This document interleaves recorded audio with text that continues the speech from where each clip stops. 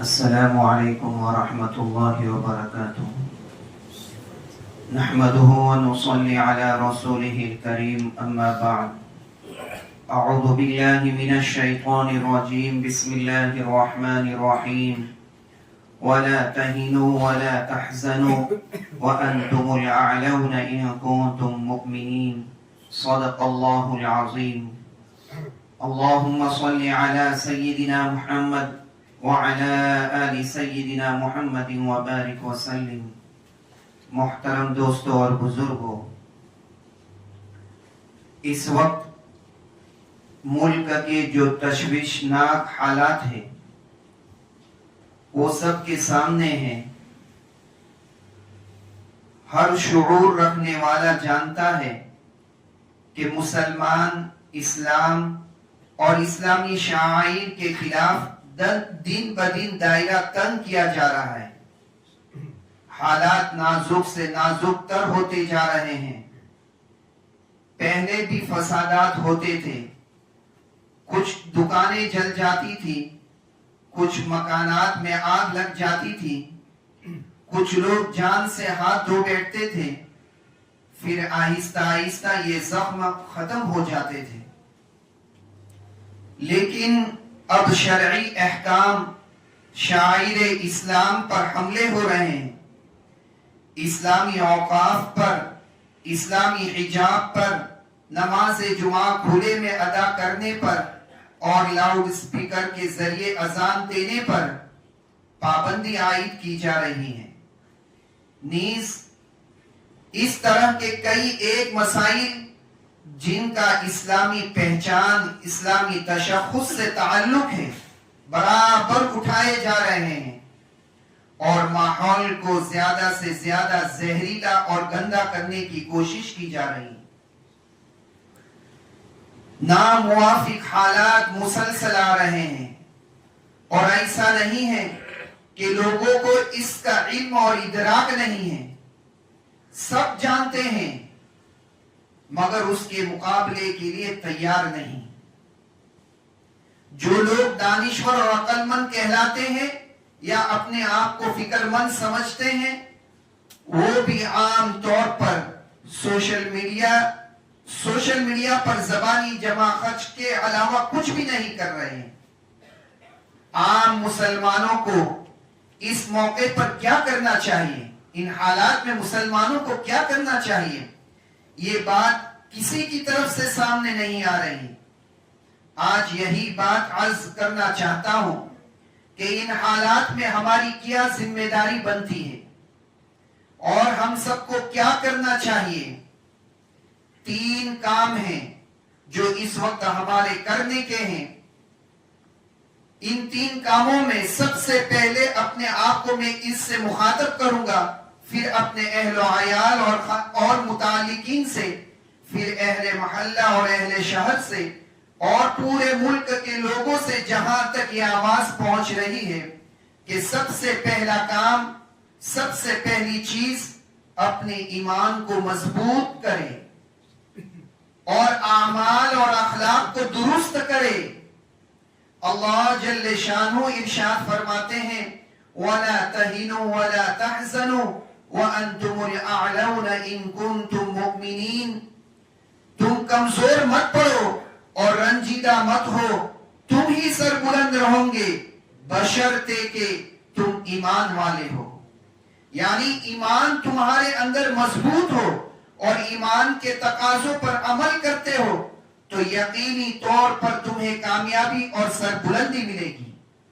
اور یاد رکھیے یہ اللہ کا جو اعلان ہے وہ ہمیشہ کے لیے ہے. فَلَا تَجِدَ لِسُنَّةِ اللَّهِ تَبْدِيلًا وَلَن تَجِدَ لِسُنَّةِ اللَّهِ تَحْوِيلًا. تم ہرگز اللہ کے طریقے میں کوئی تبدیلی نہیں پاؤ گے، اللہ کے فیصلے میں کوئی رد و بدل نہیں پاؤ گے. جو ضابطہ ہے وہ ہمیشہ کے لیے ہے. لہذا سب سے پہلا کام تو یہ ہے کہ کمزور نہ پڑے، بزدل نہ بنے، دل کے اندر قوت پیدا کرے. موت ایک مرتبہ آنی ہے اور وقت مقرر پر آنی ہے، یہ ہمارا ایمان اور عقیدہ ہے، اس کا استحضار رکھے. ایمان کی بنیادی چیزوں میں یہ بات شامل ہے کہ جب بندہ پیدا ہوتا ہے تو اللہ کی طرف سے اپنی عمر متعین کروا کے آتا ہے. فَإِذَا جَاءَ أَجَلُهُمْ لَا يَسْتَأْخِرُونَ سَاعَةً وَلَا يَسْتَقْدِمُونَ کہ جب مرنے کا وقت متعین ہے، وقت متعین پر ہمیں جانا ہے، تو بندہ نہ ایک لمحہ آگے جا سکتا ہے اور نہ ایک لمحہ پیچھے آ سکتا ہے. قرآن مجید کے مطابق آدمی اگر مضبوط قلعوں کے اندر بھی چھپ کر بیٹھے گا تو موت وہاں پہنچ کر رہے گی. اس لیے تو موت ہر ایک کو آنی ہے، اپنے وقت پر آنی ہے اور صرف ایک مرتبہ ہی آنی ہے. لہذا موت کے خوف سے آدمی کا ہر وقت ڈرتے رہنا، اپنے دل کو کمزور کرنا، یہ ایمانی قوت کے بالکل خلاف ہے. صحابہ کرام رضی اللہ عنہم کا حال تو یہ تھا کہ ان کو میدان جنگ میں برچھی لگتی تھی تو کہتے فزت ورب الکعبہ، خدا کی قسم میں تو کامیاب ہو گیا. اس لیے دل کو مضبوط رکھے اور جو کام کرنے کے ہیں انہیں کرتے رہے. ایمان کو مضبوط کرنے کے ساتھ ساتھ اپنے اعمال کی اصلاح کرے، اخلاق کو درست کرے، ظاہر میں تنہائی میں جلوت اور خلوت کی زندگی کو تقوی والی زندگی بنائے، اللہ کی نافرمانی سے اپنے آپ کو بچائے. رمضان ہو کہ غیر رمضان، نمازوں کا اہتمام 100% ہو، دیگر اسلامی احکامات پر مکمل عمل پیرا رہے. اسی طرح جو ہماری اخلاقی کمزوریاں اور خرابیاں ہیں ان سے خود بھی روکے اور توبہ کرے. ساتھ ہی ساتھ اپنے گھر والوں کو، بچوں کو، عورتوں کو، جوانوں کو ان سے روکے، ماحول سے خرابیوں کو مٹانے کی کوشش کرے. اس لیے کہ اللہ کی مدد تقوی اور صبر کے ساتھ مشروط ہے. إِنَّهُ مَن يَتَّقِ وَيَصْبِرْ فَإِنَّ اللَّهَ لَا يُضِيعُ أَجْرَ الْمُحْسِنِينَ جو آدمی تقوی اختیار کرتا ہے، اللہ سے ڈرتا ہے اور دین پر جم جاتا ہے، اللہ تعالیٰ اس کی مدد فرماتے ہیں اور اس کے اجر کو ضائع نہیں فرماتے. صحابہ کرام رضی اللہ عنہم کی اسی تقوی اور صبر پر مدد ہوئی. لہٰذا ہم بھی اپنے ایمان کو بنائیں، اعمال کو درست کرے اور اخلاق کو سنوارنے کی پوری فکر کرے. دوسرا کام اور دوسری چیز یہ ہے کہ اپنے عمل کے ذریعے، اپنے کردار کے ذریعے اسلام کا سچا پیغام لوگوں تک پہنچائے. اس لیے کہ ایک تصویر تو اسلام اور مسلمانوں کی وہ ہے جو دوسروں کی طرف سے دنیا والوں کے ذہن میں بٹھائی جا رہی ہے کہ یہ متشدد ہے، دہشت گرد ہے، بد اخلاق ہے، قاتل ہے، خونی ہے وغیرہ. اور ایک اسلام اور مسلمانوں کی حقیقی تصویر وہ ہے جو ہمیں اسلام نے سکھائی ہے، جو اللہ اور اس کے رسول نے بتائی ہے، جس پر صحابہ کرام رضی اللہ عنہم قائم تھے. یعنی ہم امن پسند ہیں، غریبوں، مسکینوں، پڑوسیوں کے مددگار ہیں، انسانیت کی بنیاد پر ایک دوسرے کی خبر گیری اور ہمدردی کرنے والے ہیں. ہماری ذمہ داری ہے کہ اپنے عمل سے اس بات کو ثابت کرے اور یہ بھی ذہن میں رکھے کہ دوسروں کی غلط تشہیر، فرضی فلموں اور پروپیگنڈوں کے ذریعے مسلمانوں کے تشدد پسند، دہشت گرد اور خونخوار ہونے کا جو تصور بٹھایا جا رہا ہے، صرف تقریروں سے یہ بات ختم نہیں ہونے والی، بلکہ عمل کے ذریعے اس کا ازالہ اور ختم کرنا ہوگا.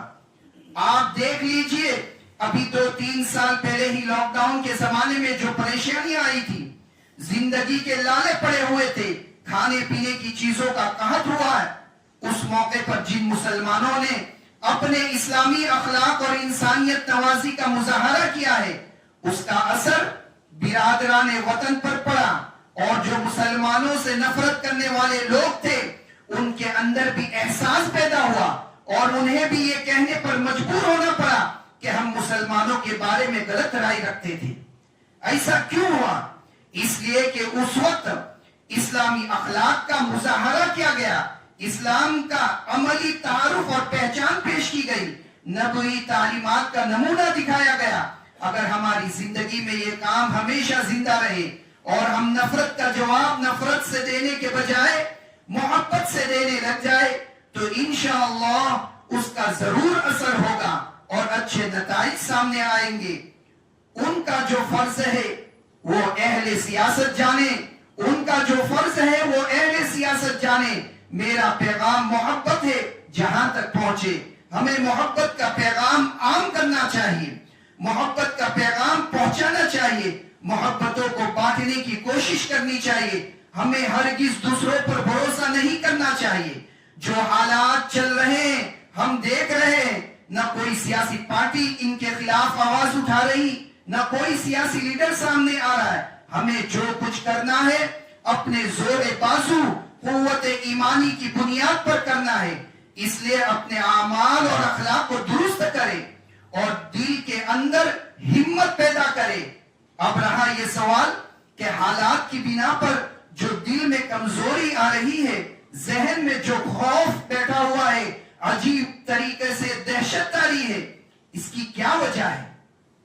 ہم مسلمانوں میں یہ جو دہشت بیٹھی ہوئی ہے اس کی کیا وجہ ہے اور یہ دہشت اور یہ خوف کیسے ختم ہوگا؟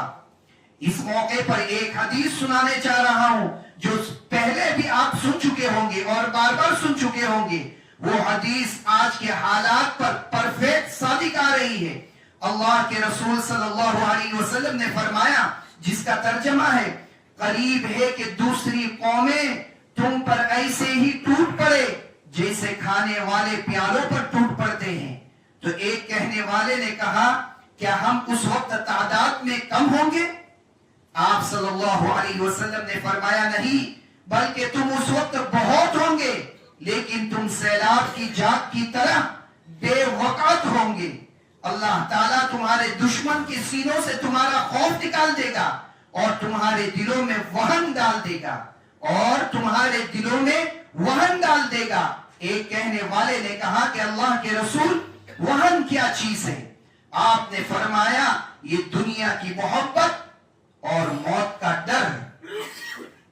رسول اللہ صلی اللہ علیہ وسلم نے جس وقت یہ پیشین گوئی فرمائی تھی، اس وقت صحابہ کرام کی شوقت تھی، قوت تھی، دبدبا تھا۔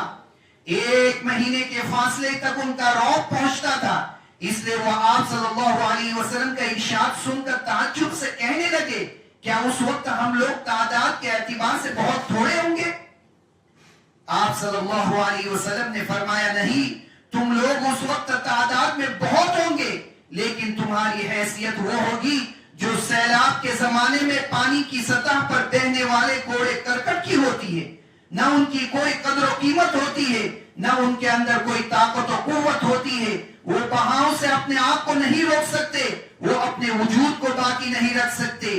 پانی کا بہاؤ جدھر لے جا رہا ہے بہتے چلے جا رہے، کہیں کوئی چیز آ گئی ٹکرا گئے، نشیب آیا تو چلے گئے۔ بالکل اسی طرح تم بھی بے وقت ہو جاؤ گے۔ مزید فرمایا، اللہ تعالیٰ تمہارے دشمنوں کے دلوں سے تمہارا رعب نکال دے گا اور تمہارے دلوں میں کمزوری پیدا کر دے گا۔ صحابہ رضی اللہ عنہم نے پوچھا کہ یہ بزدلی کہاں سے آئے گی، کیوں آئے گی، کس وجہ سے آئے گی؟ آپ نے فرمایا کہ اس کے 2 سبب ہوں گے، دنیا کی محبت اور موت کی کراہیت، موت سے ڈرنا۔ یہ 2 اسباب جو بزدلی لانے والے ہیں، دل میں کمزوری پیدا کرنے والی ہے۔ ظاہر بات ہے کہ جو اسباب دل میں کمزوری اور بزدلی لانے والے ہیں، ان کا علاج یہ ہے کہ ان کو ختم کیا جائے اور انہیں ہٹانے کی پوری کوشش کی جائے۔ دنیا کی محبت کیا ہے؟ دنیا کی محبت یہ ہے کہ ہم آخرت کی زندگی سے غافل ہو جائیں۔ آج نیند ہمیں پیاری ہے، نماز پیاری نہیں۔ ہم سود لے رہے، جھوٹ بول رہے، بے ایمانی کر رہے، وعدہ خلافی کر رہے، خیانت کر رہے، وارثوں کا حق مار رہے، پڑوسیوں کو تکلیف پہنچا رہے، بے ایمانی کر رہے ہیں، اور یہ سب کام 4 پیسے، تھوڑے سی لذت اور تھوڑی سی راحت کے خاطر کیے جا رہے ہیں۔ یہی دنیا کی محبت ہے۔ ایک مقام پر ارشاد باری ہے، قُلْ إِن كَانَ آبَاؤُكُمْ وَأَبْنَاؤُكُمْ وَإِخْوَانُكُمْ وَأَزْوَاجُكُمْ وَعَشِيرَتُكُمْ وَأَمْوَالٌ اقْتَرَفْتُمُوهَا وَتِجَارَةٌ تَخْشَوْنَ كَسَادَهَا وَمَسَاكِنُ تَرْضَوْنَهَا أَحَبَّ إليكم من الله ورسوله وجهاد في سبيلي فتربصوا حتى يأتي الله بأمره والله لا يهدي القوم الفاسقين. کہ ترجمہ ہے کہ اے پیغمبر مسلمانوں سے کہہ دو کہ اگر تمہارے باپ، تمہارے بیٹے، تمہارے بھائی، تمہاری بیویاں اور تمہارے خاندان اور وہ مال و دولت جو تم نے کمایا ہے اور وہ کاروبار جس کے مندہ ہونے کا تمہیں اندیشہ اور ڈر ہے اور وہ رہائش مکان جو تمہیں پسند ہے، تمہیں اللہ اور اس کے رسول سے اور اس کے راستے میں جہاد کرنے سے زیادہ محبوب ہے تو انتظار کرو یہاں تک کہ اللہ اپنا فیصلہ صادر فرما دے.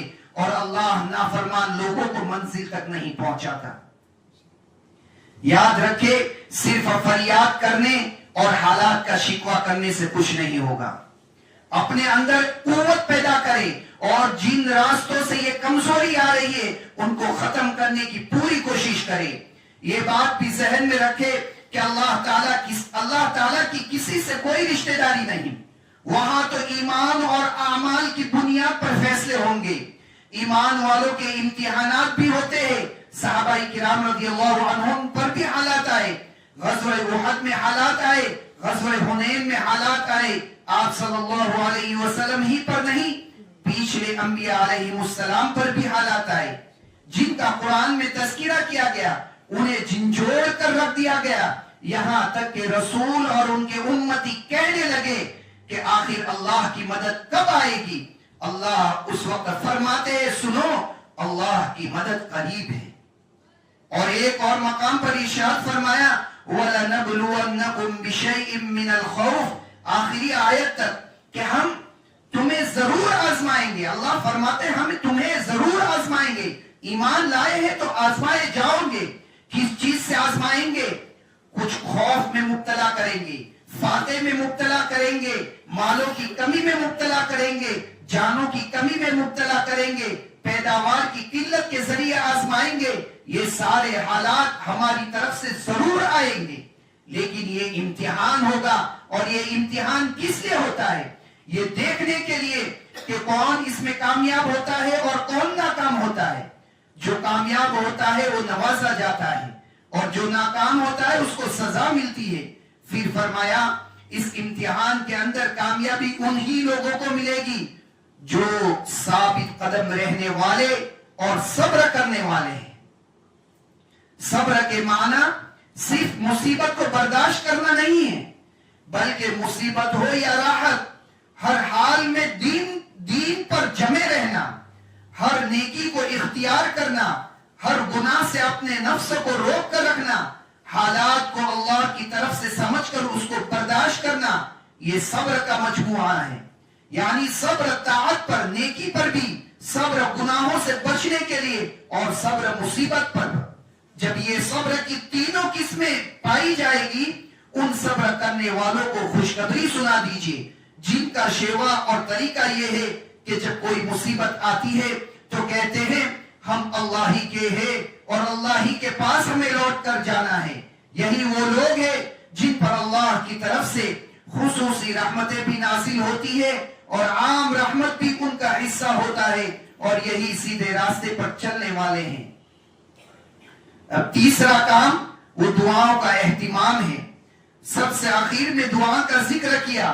صرف قنوت نازلہ پڑھنے سے، صرف آیات کریمہ کا ختم کرنے سے اور صرف حسن حسین پڑھ کر دعائیں کرنے سے حالات نہیں بدلیں گے. حالات بدلیں گے تو اپنے آپ کو بدلنے سے. خدا نے آج تک اس قوم کی حالت نہیں بدلی، نہ ہو جس کو خیال آپ اپنی حالت کے بدلنے کا. ہم اپنے کو بدلیں گے تو سب کچھ بدلے گا. اللہ تعالیٰ کے یہاں فیصلے اعمال اور اخلاق کی بنیاد پر ہوا کرتے ہیں. دعائیں اپنی جگہ ضروری ہے، اللہ پاک ہی دعائیں قبول کریں گے، لیکن دعاؤں کے قبول کرنے سے پہلے ہمیں کچھ کرنا بھی ہوگا. صرف دعاؤں پر اکتفا نہیں کرنا ہے. رمضان المبارک کا مہینہ ہے، درمیانی عشرہ چل رہا ہے، ختم ہونے کے قریب ہے، آخری عشرہ آنے والا ہے. اس میں دعائیں مانگے. خاص طور سے آخری رات، آخری شب میں اٹھ کر جب اللہ کی طرف سے یہ اعلان ہوتا ہو کوئی ہے مغفرت کا طلبگار کہ جس کی مغفرت کرو، ہے کوئی روزی کا طلبگار کہ جس کو میں روزی دوں، ہے کوئی مبتلا مصیبت کہ جس کو میں عافیت عطا کروں. ایک ایک ضرورت کو لے کر اعلان ہوتا ہے، اور یہ بھی اعلان ہوتا ہے اے خیر کے طلبگار آگے بڑھ اور بدی کے طلبگار پیچھے ہٹ. اللہ کی طرف سے آوازیں آتی ہے. ہم اگرچہ اپنے کانوں سے نہیں سنتے، لیکن اللہ کے رسول نے ان ساری آوازوں سے ہمیں متعارف کروایا ہے. یہ راتیں آ رہی ہے اور چل رہی ہے. رمضان کی ہر رات قیمتی ہے، اور آخری عشرے کی راتیں اور ان میں بھی تاک راتیں جو آ رہی ہے ان کی قدر کر لے. راتوں کو اٹھے جاگے، اللہ کے سامنے روئے گڑ گڑائے، سچے دل سے اللہ کے سامنے اپنے گناہوں سے توبہ کرے اور زندگی میں تبدیلی لانے کا فیصلہ کرے. خلاصہ کلام یہ ہے کہ ابھی جو باتیں آپ کے سامنے رکھی گئی، مختصر طور پر ان کا لوٹانا مناسب سمجھتا ہوں. پہلا نمبر پر کہ ہم اپنے ایمان کو مضبوط کریں، ایک اللہ سے ہونے کا یقین رکھیں، غیروں کا خوف، غیروں کا دہشت بالکل اپنے دل میں نہ بٹھائے، اور اپنے اعمال اور اخلاق کو درست کرے، گناہوں سے توبہ کرے اور نئے سرے سے زندگی کا آغاز کرے. دوسرے نمبر پر برادران وطن اور پڑوسیوں کے سامنے اپنے اسلامی اخلاق اور کردار کی وہ تصویر پیش کرے جو مسلمانوں کی حقیقی تصویر ہے، جو اسلام کی حقیقی تعلیم ہے، تاکہ ان کے ذہن کو گندگی سے بھرنے کی جو کوشش کی جا رہی ہے اس کا عملی توڑ ہو. تیسرے نمبر پر دعا کے ساتھ ساتھ اپنے دل کو مضبوط رکھے، خوف اور دہشت دل سے نکالے، موت کا خوف ختم کرے. یاد رکھے موت اپنے وقت پر آئے گی، وہ ایک مرتبہ آئے گی، کوئی موت کو روک نہیں سکتا. لیکن موت کے ڈر سے ہم گھر کے اندر بیٹھے تاکتے رہے، یہ طریقہ درست نہیں. حق کے خود حفاظتی، اپنی حفاظت کرنا، یہ شریعت اور قانون نے ہم کو یہ حق دیا ہے.